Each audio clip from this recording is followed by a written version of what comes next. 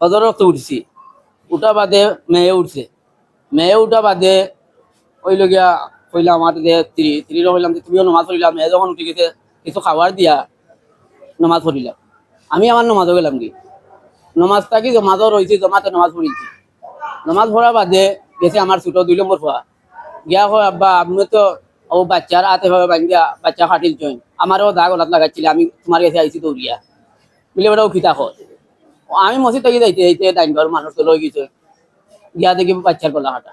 আপনার নাম কিটা? আপনার যে ওয়াইফের নাম কিটা? আপনার আমার নাম হইলিকা আমির আলী, হ্যাঁ, আর ওয়াইফের নাম হইলিকা সুবিনা বেগম, আর বাচ্চার নাম? বাচ্চার নাম হইলিকা তুহা বেগম। আপনার ছেলে মেয়ে কয়টা? আমার ছেলে হইলিকা 2টা আর মেয়ে ওই এখন। ছেলের নাম কিটা? বড় ছেলের নাম হইলিকা মুক্তাদির, হ্যাঁ, আর বড় ছেলে আর 2 নম্বর ছেলের নাম হইলিকা মুজাক্কির, আর মেয়ে? মেয়ের নাম হইলিকা তুহা বেগম। মানে টোটাল আপনার ছেলে মেয়ে কয়টা? ছেলে 2জন আর মেয়ে একজন, হ্যাঁ, যে 2জন হইলিকা 3জন। নির্মাণে নাম্বার 1 শাহ সিমেন্ট।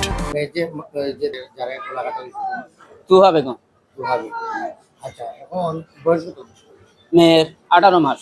আচ্ছা, এই যে ঘটনাটা ওয়াইফের দিকে কোনো মানসিক সমস্যা বা কোনো পারিবারিক মানসিক পীড়া এক সপ্তাহ আগে উসমানী থেকে ডাক্তার দেখাইছি, ডাক্তার দেখানি বাদে গেছি কবিরা দিও করাইয়া কিতালে ডাক্তার দেখাবে?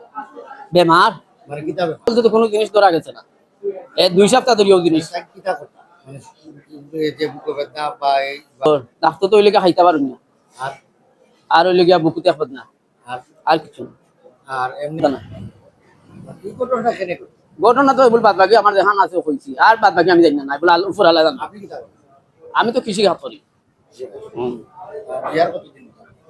বে 12 বছর হইব। আপনার ওয়াইফের বাড়ি? বাড়ি হইলেগা মগলগাঁও ইউনিয়ন 7 নম্বর ওয়ার্ড।